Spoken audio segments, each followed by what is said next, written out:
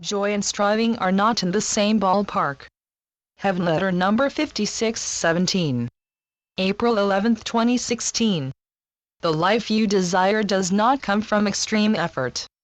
The world, as it appears, may say that you must work hard for everything. Yet working hard is not enough. As a matter of fact, working hard is often too much, for it wears you down. Much of the good in life you receive arrives without effort. It happens. It just happens. You may not even have been looking for it. It pops up in front of you. Clearly, it is not your effort that makes the sunshine and the rains to come. Ideas that come to you do not arise from strain. Straining prevents ideas from arising. When ideas arise, they pop up the way a daisy pops up. Joy often seems to arise as a byproduct. You may well not have set up joy as your main objective and have been striving for it. How do you strive for joy? Joy and strive are not in the same ballpark. In order to chop wood, you're applying yourself, and it is physical effort, yet chopping wood can feel good to you. By the same token, many who exercise in the gym apply themselves, and they sweat, and yet, they enjoy themselves. It feels good. They may or may not have an object in mind, and yet the exercise of itself gives satisfaction. Nor is it supreme effort that gets you out of the pit of despair. How much can your will and determination bring joyful treasure to you? If you find a diamond ring in the street, finding a diamond ring may have been the last thing on your mind until you stumbled upon it.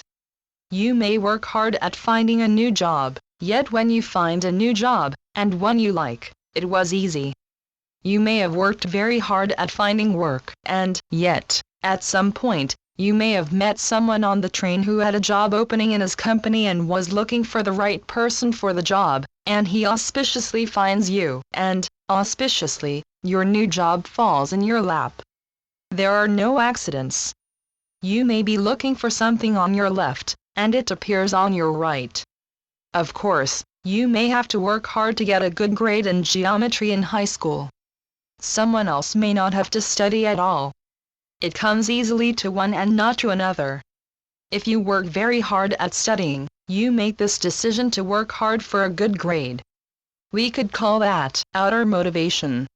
At the same time, there is something about studying so hard that makes it worthwhile for you, or, then again, it may not. It is not that you are to be performance-oriented above all, yet performance also has its place in life. There can be joy in tossing up 3 oranges in the air and catching them and tossing them up again in a certain progression, and catching them in mid-air again in a certain progression. Yet living life has not always been fun for you. By and large, when you are tense, you do not enjoy. Tension seems to ignore joy and make it tough. How can you be swept up in joy when you are tense? I am speaking of life and not a performance in a play.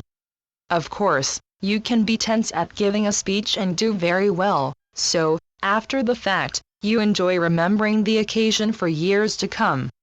It can be that you grew up with the understanding that life was meant to be a struggle, that life perhaps was meant to be a struggle between what you would enjoy and what you are obligated to do, and you haven't quite figured it out yet. Life is not supposed to be one way or another, yet life is also your choice. One way or another, you are the maker of your life.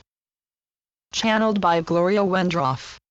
Heavenletters.org